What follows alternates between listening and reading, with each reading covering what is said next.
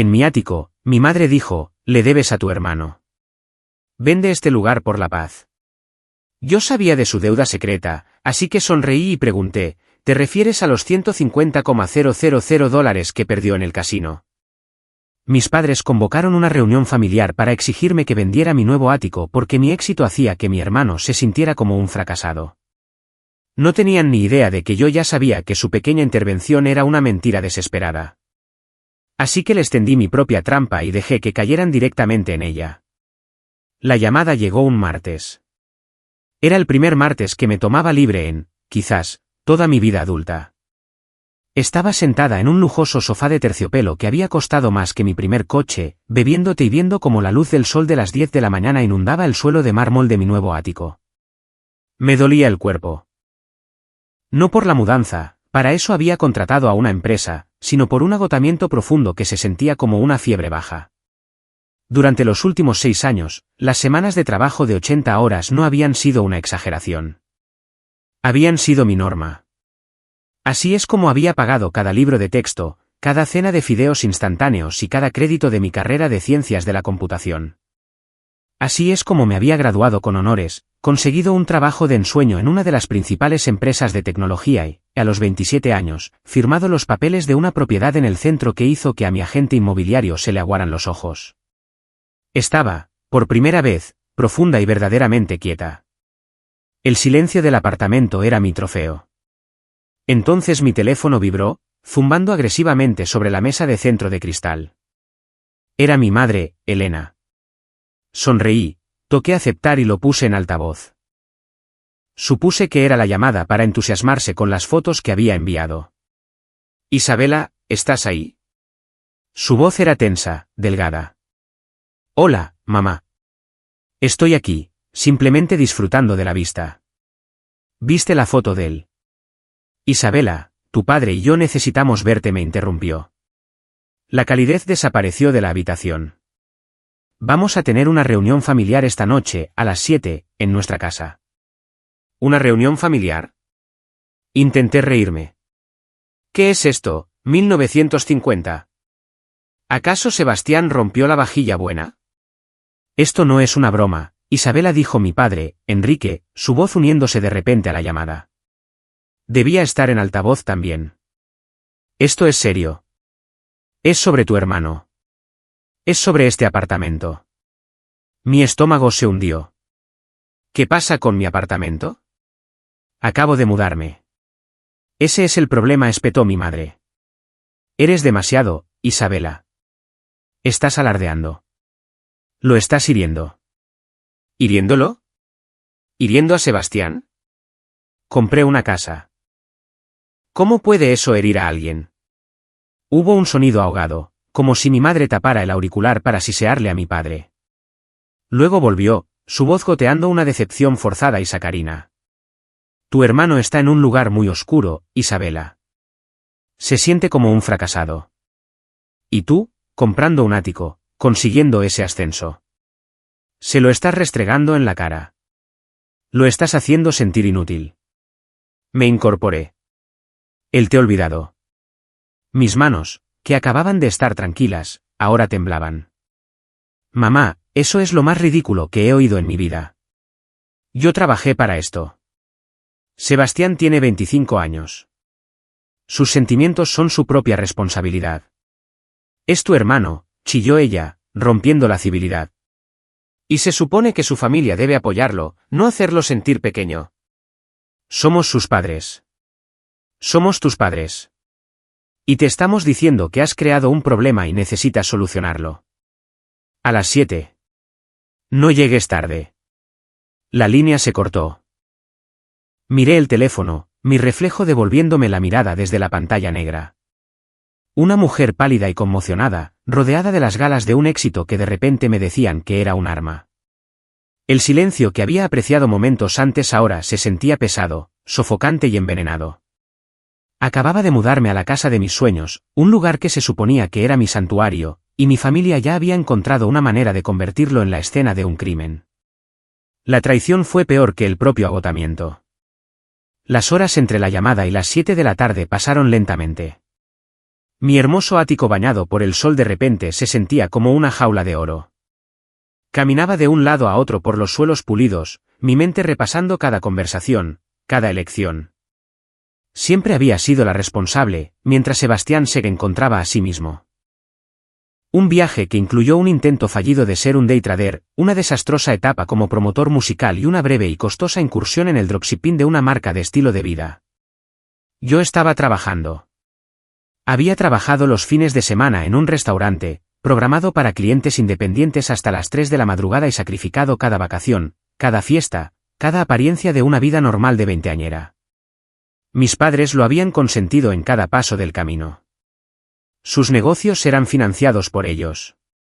Su alquiler, su coche, sus compras, todo cubierto por el banco de mamá y papá. Cuando una vez pregunté con cautela si no les preocupaba su futuro, mi madre me había despachado con un gesto. Es un chico sensible, Isabela. Solo necesita tiempo para encontrar su pasión. Tú eres diferente. Tú eres fuerte. Fuerte era solo otra palabra para ignorada. Me cambié la ropa de estar por casa y me puse lo que yo llamaba mi armadura, un blazer negro elegante, vaqueros oscuros y el pelo recogido en una coleta profesional y severa. Si querían tratar esto como una negociación de sala de juntas, yo me vestiría para la ocasión. Cuando llegué a su casa, la pequeña casa suburbana en la que había crecido, la tensión era tan densa que podía olerla como el ozono antes de una tormenta. El coche destartalado de Sebastián estaba en la entrada, como era de esperar. Entré sin llamar. Estaban todos esperando en la sala de estar, sentados en el sofá de flores descolorido como un tribunal. Mi madre, Elena, con los brazos cruzados. Mi padre, Enrique, mirando sus manos, y Sebastián. Mi hermano parecía pálido y delgado, pero sus ojos eran agudos y resentidos. Llevaba una sudadera nueva de aspecto caro. Llegas tarde, dijo mi madre. Eran las 7:02 de la tarde. Estoy aquí, dije, eligiendo quedarme de pie. Dijiste que era una reunión. ¿Cuál es el orden del día? No seas fría, Isabela, murmuró mi padre, finalmente levantando la vista. Su rostro estaba gris por el estrés. Somos tu familia. Entonces dejen de tratarme como a una empleada a la que están a punto de reprender. Mamá, papá, Sebastián, ¿qué es esto? Sebastián habló por primera vez, su voz un monótono hosco. Así que el ático es bonito. Lo es, dije con calma. Debe ser genial, se burló, mirar a todos desde tu torre de cristal. Debe hacerte sentir muy grande. Sebastián, dijo mi madre, poniendo una mano en su brazo. Se volvió hacia mí, su expresión era de una profunda y practicada tristeza. Cariño, míralo. Es miserable. Desde que anunciaste que compraste ese lugar, no ha comido. Apenas sale de su habitación. Nos lo dijo. Nos dijo que siente que ya no tiene sentido ni siquiera intentarlo. Que tú te has llevado todo el éxito. ¿Me lo he llevado?, pregunté, mi voz peligrosamente baja. El éxito no es un pastel, mamá. Que yo tenga una porción no significa que haya menos para él. Para él sí lo es, gritó. Se siente eclipsado. Siempre has sido la inteligente, la ambiciosa. ¿No puedes, por una vez, pensar en los sentimientos de otra persona? ¿No ves lo que esto le está haciendo a la familia? ¿Lo que está haciendo? ¿Te refieres a lo que yo estoy haciendo por trabajar duro? Los miré, la pura y profunda absurdidad de la situación me invadió. ¿Cuál es la solución aquí? ¿Qué quieren que haga? ¿Disculparme por no haber fracasado? Queremos que lo vendas, dijo mi padre sin rodeos. Las palabras quedaron suspendidas en el aire. Realmente pensé que había oído mal. ¿Quieren que haga qué? Que vendas el apartamento, dijo mi madre, su voz ahora firme. Es demasiado. Es un símbolo de división. No es saludable para Sebastián. Véndelo. Consigue algo más modesto. Quizás un pequeño apartamento en las afueras. Y usa el resto del dinero para ayudar a tu hermano. Ayudarlo a salir adelante. Sería un gesto maravilloso de unidad familiar. Miré del rostro serio y exigente de mi madre al rostro débil y suplicante de mi padre. Miré a Sebastián, que ahora me miraba con un brillo codicioso y esperanzado en sus ojos. Habían ensayado esto. Se habían sentado y decidido que la respuesta apropiada al mayor logro de mi vida era que yo lo desmantelara por el bien del ego de mi hermano. Sentí una calma fría y repentina asentarse sobre mí. La conmoción se había ido, reemplazada por una claridad analítica y aguda. Esto no se trataba de sentimientos. No se trataba de la depresión de Sebastián. Esto era otra cosa. Estaba organizado. Estaba desesperado. Y habían olvidado una cosa crucial. Esto es una locura, dije, con voz plana. Están locos. Somos tu familia, chilló mi madre de nuevo. Nos lo debes. Se lo debes a tu hermano. Somos los que te apoyamos. ¿Quién te alimentó? ¿Quién? ¿Quién qué? La interrumpí. ¿Quién me dijo que fuera fuerte? ¿Quién me dejó trabajar 80 horas a la semana mientras me pagaba la universidad porque estaban financiando los proyectos de pasión de Sebastián? ¿Qué les debo exactamente? Me di la vuelta y caminé hacia la puerta. No voy a vender mi casa y no voy a volver aquí hasta que todos hayan ido a terapia. Esta conversación ha terminado. Los dejé gritando mi nombre, pero no miré hacia atrás. Mientras me alejaba, con las manos firmes en el volante, no solo estaba enojada, estaba sospechando. El nivel de desesperación no cuadraba. Vender mi ático era una solución ridículamente extrema para un problema de rivalidad entre hermanos. No, esto no era por los sentimientos de Sebastián. Querían algo.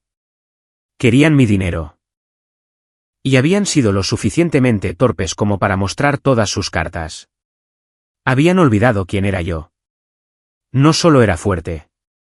Era gerente senior de proyectos en una empresa de tecnología. Todo mi trabajo consistía en analizar riesgos, encontrar problemas ocultos y ejecutar planes complejos, y estaba a punto de abrir una investigación sobre mi propia familia. Mi devoción por mi familia, me di cuenta, había sido una calle de un solo sentido. Había pasado toda mi vida tratando de ser la hija perfecta y de bajo mantenimiento.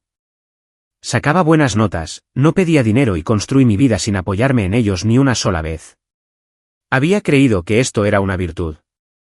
Ahora veía que ellos lo habían considerado una conveniencia. Mi independencia no era una fuente de orgullo para ellos, era una luz verde para verter todo su tiempo, energía y recursos en Sebastián. Recordaba navidades en las que mi gran regalo era una tarjeta de regalo de $50 mientras que Sebastián recibía un nuevo portátil para su negocio. Recordaba mi graduación universitaria, a la que casi faltaron porque Sebastián estaba teniendo una crisis personal, la grúa se había llevado su coche. Mis sacrificios no habían sido sacrificios, a los ojos de mis padres, habían sido mi deber. Mi éxito no era mío, era una aberración, una interrupción del orden natural de la familia donde todos los recursos, emocionales y financieros, fluían hacia Sebastián. Sebastián era el antagonista principal, pero era uno débil. Era un agujero negro de necesidad creado y alimentado por mis padres, Elena y Enrique. Ellos eran los verdaderos arquitectos de esto. Mi madre con su férrea creencia en la sensibilidad de Sebastián y mi padre con su pasivo y cobarde consentimiento a cada uno de sus caprichos.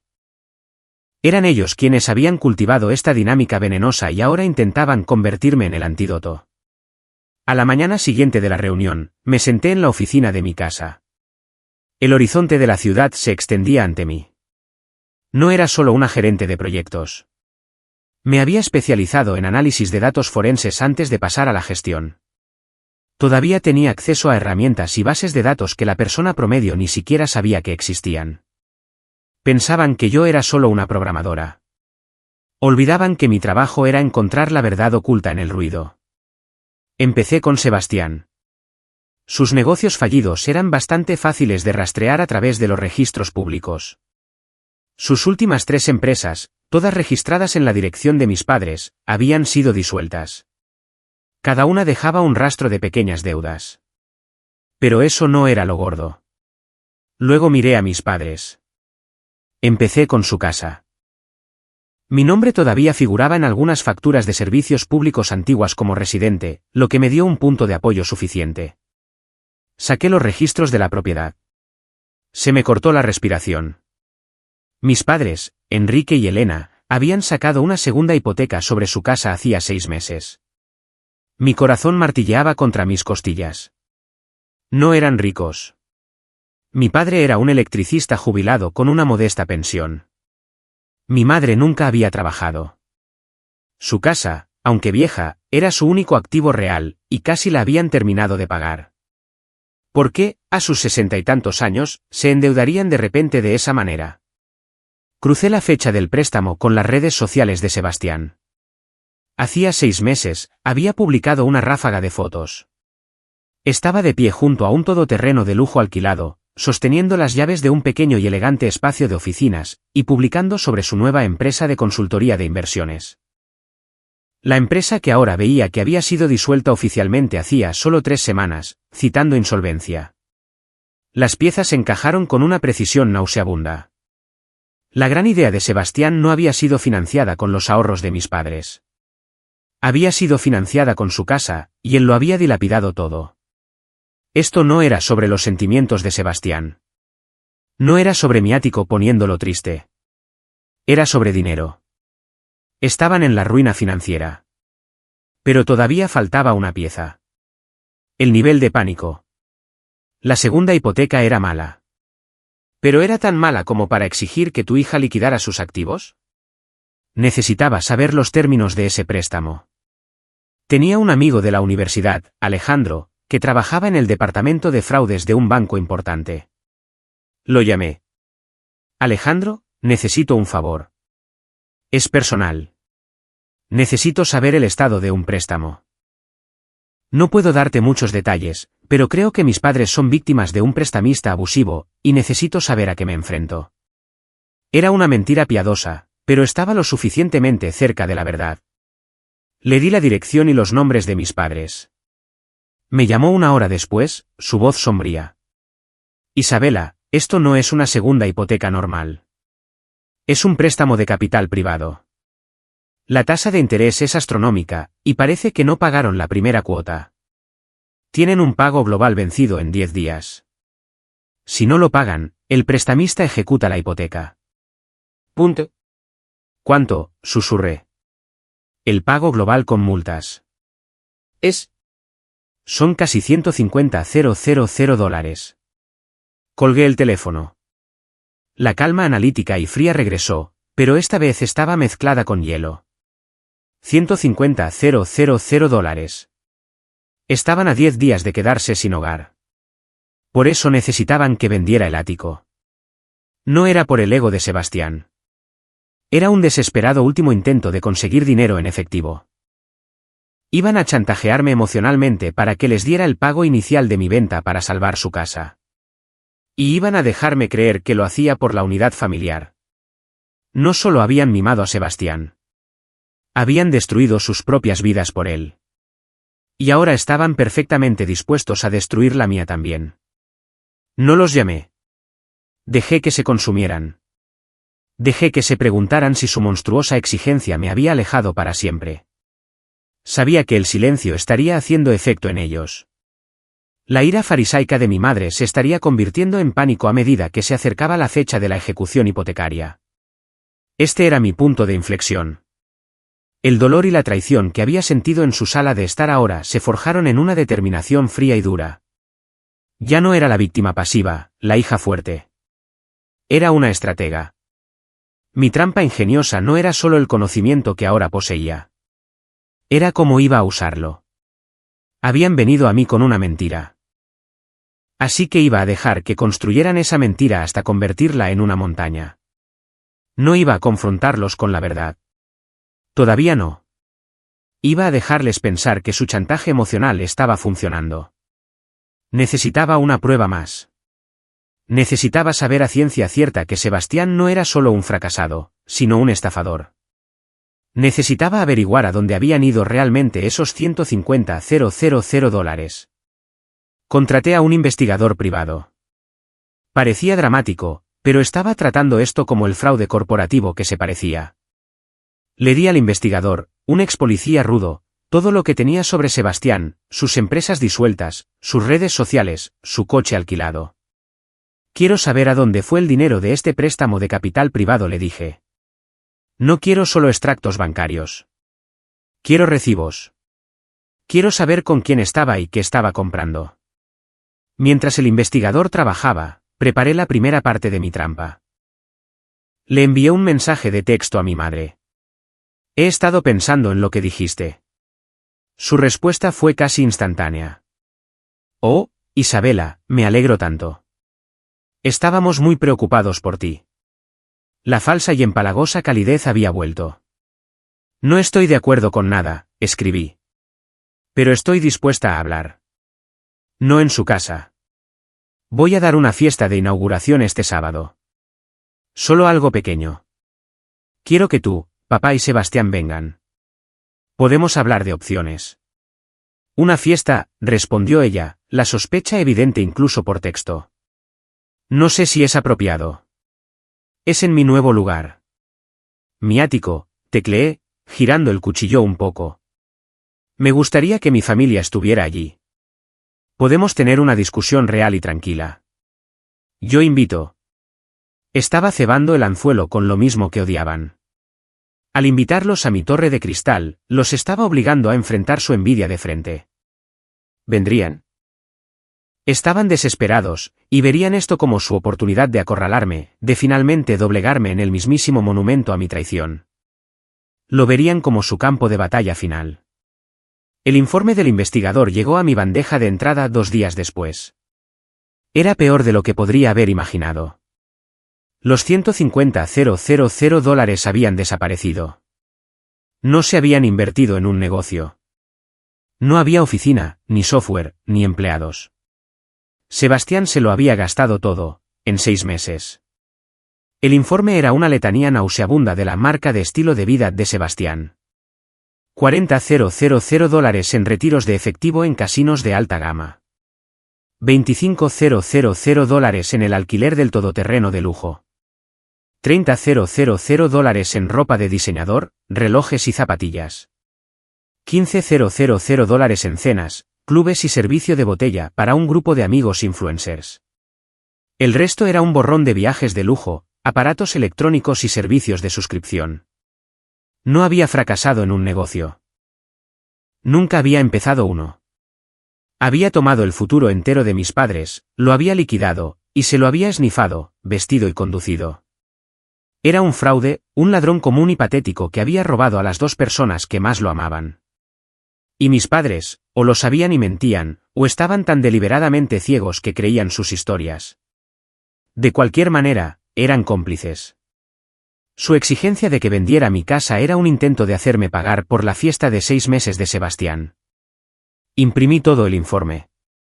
Puse los recibos del casino, las fotos de sus juergas de compras y el contrato de alquiler del coche en una pulcra carpeta de Manila. La coloqué en mi oficina, justo al lado del aviso público de ejecución hipotecaria que había impreso para su casa. La reunión familiar que habían exigido había terminado. Mi fiesta de inauguración del sábado, eso iba a ser una intervención. Pero no era yo la que iba a ser acorralada. Llegó el sábado. El clima era perfecto. Un cielo azul claro y brillante que hacía que el horizonte de la ciudad resplandeciera. Mi ático, que se había sentido tan frío y envenenado después de esa primera llamada, ahora era mi fortaleza. Había preparado el escenario perfectamente. Había contratado un catering para la fiesta. Champán en hielo, exquisitos canapés. Había invitado a otros 2 invitados que mi familia no conocería, mi abogado, David, y su esposa. Los presenté simplemente como mis buenos amigos. Mi familia llegó a las 6 de la tarde, 1 hora antes de que la fiesta debiera comenzar, tal como lo había planeado. Salieron del ascensor privado que se abría directamente a mi vestíbulo, y sus reacciones fueron inmediatas y viscerales. Mi padre, Enrique, simplemente se quedó mirando, con los ojos muy abiertos, observando los techos de 6 metros como si estuviera en una catedral. Mi madre, Elena, frunció los labios, sus ojos iban de un lado a otro, catalogando cada acabado caro, su rostro una máscara de amargo resentimiento. Y Sebastián parecía furioso. Veía mi casa no como algo que yo había ganado, sino como algo que le había quitado. Esto es mucho, Isabela, dijo mi madre, con la voz tensa mientras apretaba su bolso. Es lo que yo quería, dije suavemente, tomando su abrigo. ¿Una copa de champán? No hemos venido a beber, espetó Sebastián, ya entrando en la sala de estar principal. Estamos aquí para hablar, para arreglar el desastre que has creado. Sebastián, advirtió mi padre, pero su voz era débil. No, papá. Sebastián se giró hacia mí, con el rostro rojo y manchado. ¿Crees que esto es gracioso? ¿Hacer una fiesta? ¿Invitarnos aquí para reírte de nosotros? ¿Para mostrarnos cuánto mejor eres? Los invité aquí para hablar, tal como dije, respondí con calma. Miré a mi abogado, David, que estaba junto a la ventana bebiendo agua y observando.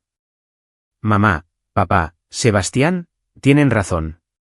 Necesitamos hablar del problema. Dijeron que mi éxito está hiriendo a Sebastián. Dijeron que debería vender este lugar por la unidad familiar. Lo dijimos, afirmó mi madre, levantando la barbilla, sintiendo una grieta en mi resolución. Me alegro de que finalmente estés entrando en razón, cariño. Es lo correcto. Significaría mucho para tu hermano.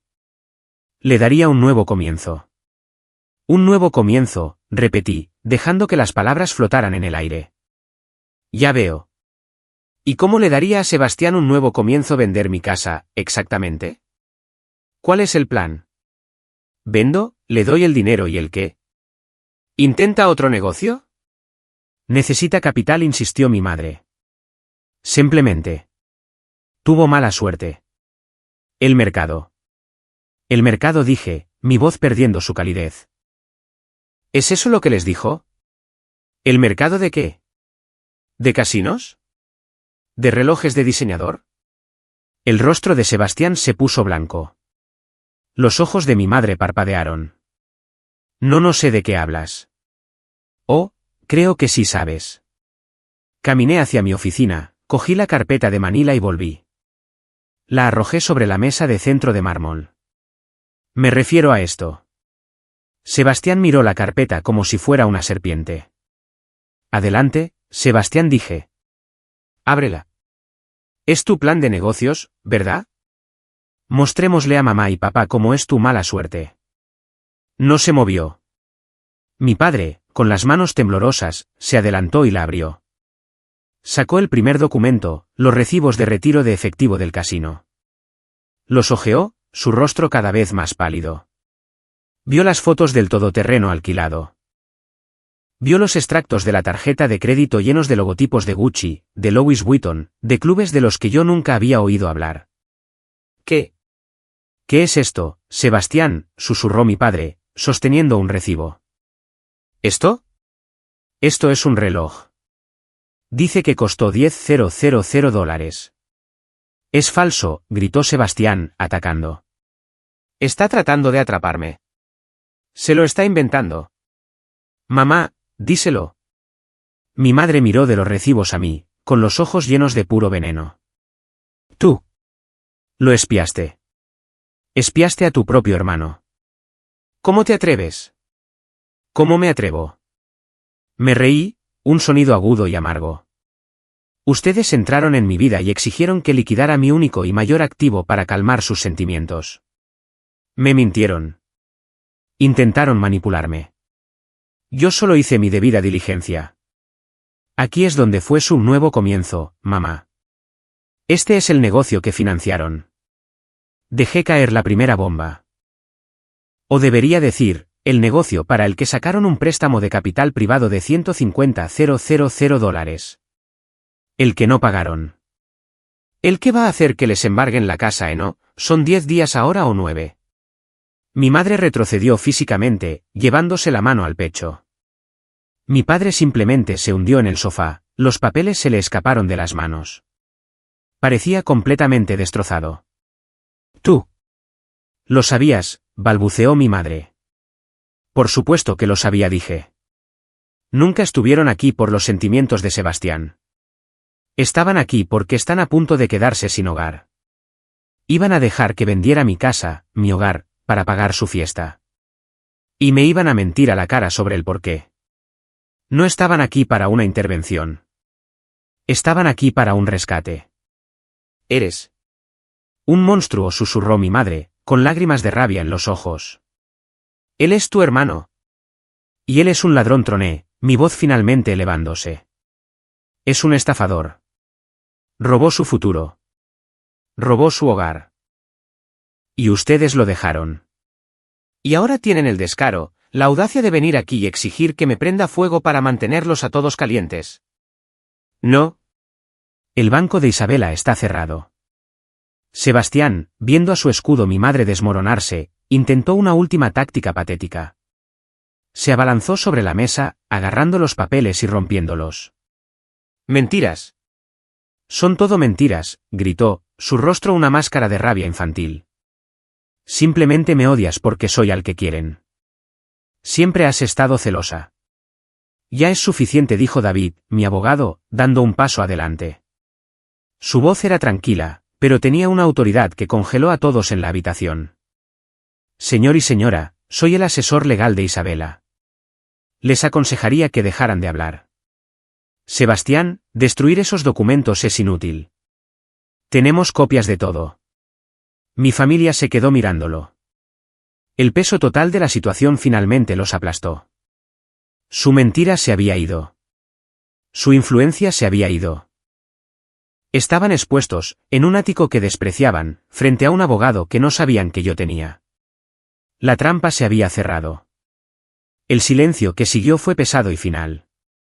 Mi madre, por primera vez en su vida, parecía no tener palabras. Mi padre solo miraba al suelo. Y Sebastián, acorralado y expuesto, vibraba con una rabia patética e impotente. Sácalo. Sácalo de aquí, dijo finalmente mi madre. No a mí, sino a mi padre. Enrique, haz que Sebastián vaya a esperar en el coche. No, dije. Él se queda. Es un adulto. Va a escuchar todo esto. Los ojos de mi madre volvieron a mí. Tú hiciste esto, Siseo. Trajiste a un extraño, un abogado, a nuestros asuntos familiares. Preparaste esto para humillarnos. Iban a dejar que su hijo me dejara sin hogar, contrarresté, mi voz como el hielo. No tienes derecho a hablarme de humillación.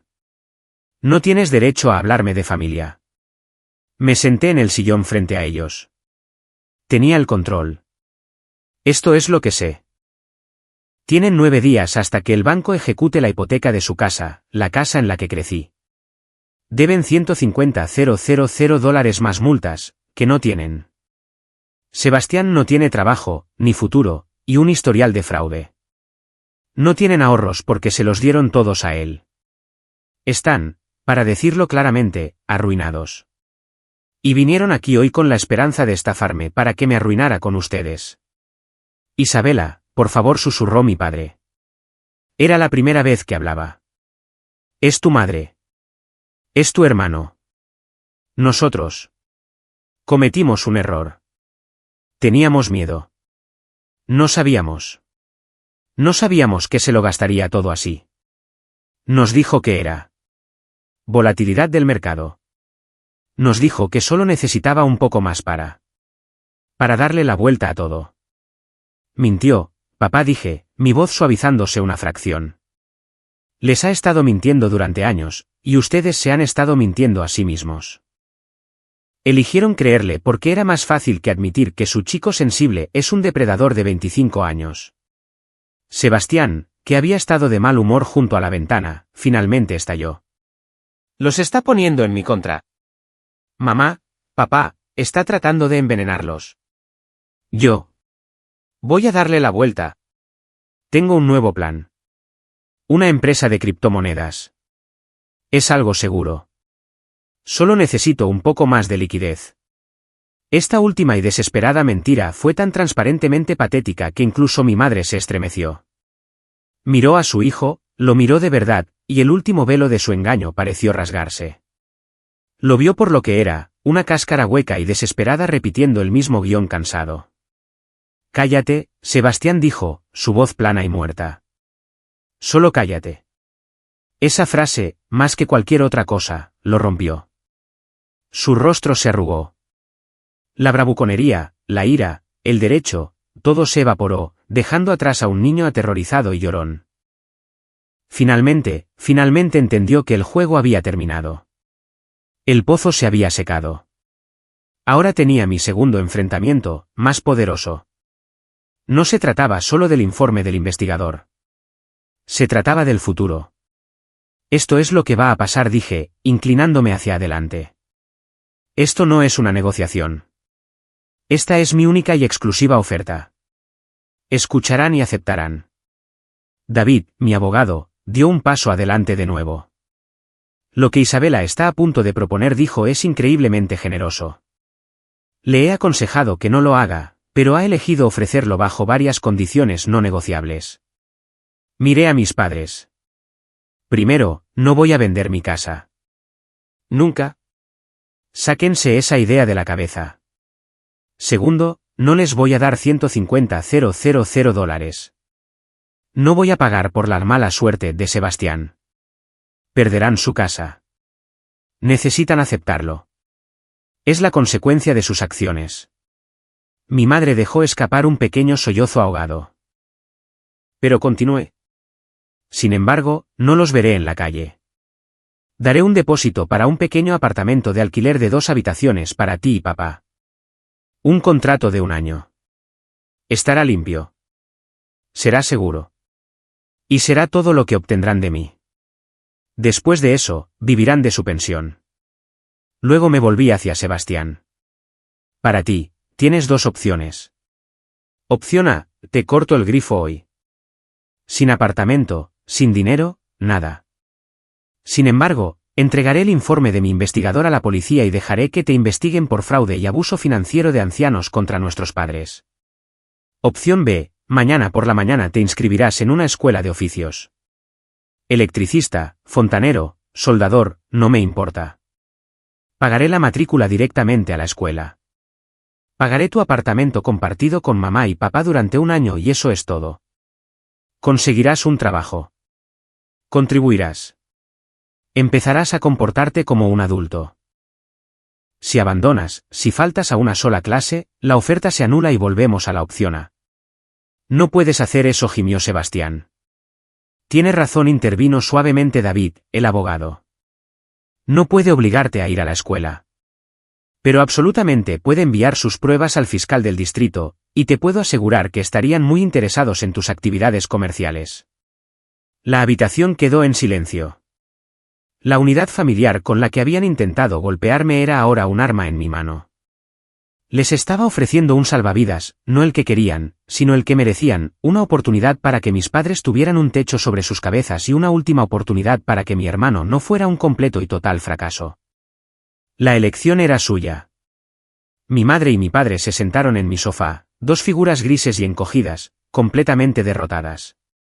La fiesta, por supuesto, no iba a suceder. La esposa de mi abogado había despedido discretamente al catering. El champán se estaba calentando en la encimera. Lo aceptamos, susurró mi padre, sin mirarme. Aceptamos la oferta, Isabela. Gracias. ¿Qué? Chilló Sebastián, girándose hacia mi padre. Papá, no. La estás dejando ganar. Este es nuestro dinero con el que está jugando. Su éxito vino de nosotros. La criamos. Pagamos por. No pagaron por nada, grité, finalmente poniéndome de pie. La última gota de mi paciencia se había colmado. Yo pagué por todo. Pagué por mi comida, mis libros, mi matrícula. Lo pagué trabajando 80 horas a la semana en un restaurante mientras tú estabas. ¿Qué? Sebastián, ¿qué hacías a los 19 años? Ah, cierto. Intentando ser DJ usando la tarjeta de crédito de mamá para comprar equipo. ¿Isabel? Empezó mi padre. No. Se acabó. Estoy harta de ser la callada, la fuerte. ¿Quieren saber por qué tengo éxito? Porque mientras le enseñaban que estaba bien ser un fracasado mimado y sensible, yo estaba aprendiendo a sobrevivir. Mientras lo rescataban, yo estaba construyendo una vida. No le quité el éxito a nadie. Me lo gané. Y no me lo van a quitar. Señalé la puerta. Esta es la reunión final. ¿Aceptan el trato o se van de mi casa? Y si se van, nunca más me volverán a hablar. David se pondrá en contacto mañana con el contrato de alquiler del apartamento y los formularios de inscripción para la escuela de oficios. Decidan ahora. Este era el enfrentamiento. No el que ellos habían planeado, lleno de lágrimas y manipulación emocional, sino uno real. Un ajuste de cuentas frío, duro, financiero y legal. Mi madre, Elena, miró a Sebastián. Su rostro era una ruina de emociones contradictorias. Podía ver las décadas de amor y consentimiento luchando con la traición fresca, cruda y agonizante. Vio a su hijo, con el rostro rojo y temblando, un niño pequeño de 25 años. Y me vio a mí, de pie, alta, en una casa que yo había construido, con todas las cartas en la mano. Tomó su decisión. Enrique dijo, con voz hueca. Lleva a Sebastián al coche. Mamá, la voz de Sebastián se quebró. Mamá, no, la estás eligiendo a ella. Nos está ofreciendo un techo, Sebastián, dijo mi padre, con la voz llena de vergüenza. Te está ofreciendo un futuro. ¿Qué nos ofreces tú? ¿Más mentiras, más deudas? Este fue el momento triunfal final. No era solo yo liberándome. Eran mis padres, finalmente, agónicamente, liberándose de él. El hechizo se había roto. La dinámica que había gobernado a nuestra familia durante 25 años acababa de hacerse añicos. Sebastián los miró, con la boca abierta. La comprensión de que sus dos principales facilitadores, sus escudos humanos, se habían ido. Lo destruyó. No gritó. No chilló. Simplemente se desinfló. La ira, el derecho, todo se desvaneció, dejando a un joven vacío y perdido. Bien, murmuró, pasando junto a mi padre y dirigiéndose al ascensor. Como sea, no me importa. Pero sí le importaba. Yo había ganado. Él había perdido, y por primera vez, había perdido por completo. Mis padres se pusieron de pie. Mi padre no me miraba a los ojos. Esperaremos. Esperaremos la llamada de tu abogado, dijo. Mi madre se detuvo en el vestíbulo. Se volvió hacia mí, su rostro envejecido una década en una hora. Sabes, Isabela, dijo, con un ligero temblor en la voz. Siempre supe que eras fuerte. Solo que nunca supe que fueras tan fuerte. No era una disculpa. No realmente. Pero era una admisión. Era la primera vez en mi vida que ella reconocía mi fuerza como una virtud y no como una excusa para ignorarme. Soy quien me enseñaste a ser, mamá, dije. La fuerte. Se fueron. Las puertas del ascensor se cerraron, dejándome sola en mi ático vasto, hermoso y, finalmente, pacífico. La caída de Sebastián fue silenciosa, no pública. No hubo una gran explosión, solo el patético chisporroteo de una vida construida sobre nada. Se inscribió en el programa de fontanería en el instituto técnico local. Las fotos que publicaba en las redes sociales, antes llenas de coches llamativos y fiestas falsas, ahora habían desaparecido. Me enteré por un primo de que, por primera vez en su vida, estaba trabajando de verdad. Tenía un trabajo a tiempo parcial en una ferretería para pagar la gasolina. Mis padres perdieron su casa. La ejecución hipotecaria se llevó a cabo como yo sabía que ocurriría. Mantuve mi promesa. Hice que David, mi abogado, se encargara de todo. Les consiguió un apartamento limpio y sencillo de 2 habitaciones en un complejo tranquilo al otro lado de la ciudad. Nunca fui a verlo. Pagué el alquiler como prometí, y mi participación en sus finanzas terminó ahí. Mi relación con ellos ha cambiado. No es cálida. No sé si alguna vez lo será de nuevo. Los veo en las fiestas importantes en un lugar neutral, como un restaurante. Las conversaciones son educadas, estériles y cortas. Hablamos del tiempo. Hablamos de mi trabajo en términos vagos. Nunca hablamos de Sebastián, ni del ático, ni del dinero. La traición es un muro alto y grueso entre nosotros y ninguno tiene interés en derribarlo. El resentimiento de mi madre sigue ahí, una brasa latente, pero ahora está eclipsado por su miedo y creo, una pequeña y reacia pizca de respeto. Unos 6 meses después de la intervención, estaba trabajando hasta tarde en la oficina de mi casa. Mi teléfono vibró con un mensaje de un número desconocido. Era Sebastián. Pasé mi examen de mitad de periodo. El instructor dice que soy bueno en esto. Miré el mensaje durante un minuto entero. Era la primera vez que se ponía en contacto conmigo para compartir una buena noticia que no fuera una mentira. Pensé en los recibos del casino, las mentiras, el odio en sus ojos. Pensé en la familia que casi había destruido. Respondí con una simple respuesta de 3 palabras. Bien. Sigue así. Dejé mi teléfono y volví a mi monitor. Las luces de la ciudad brillaban fuera de mi ventana. Mi ático ya no era un símbolo de división. Era mi santuario. Era mi fortaleza. Era el monumento al hecho de que no solo había sobrevivido a la toxicidad de mi familia, sino que la había superado. Era libre. Me había salvado a mí misma y, al final, a mi manera, incluso les había ofrecido un camino para salvarse a sí mismos. La paz que sentía era absoluta. Era una paz que había construido con mis propias manos, y nadie iba a quitármela nunca más.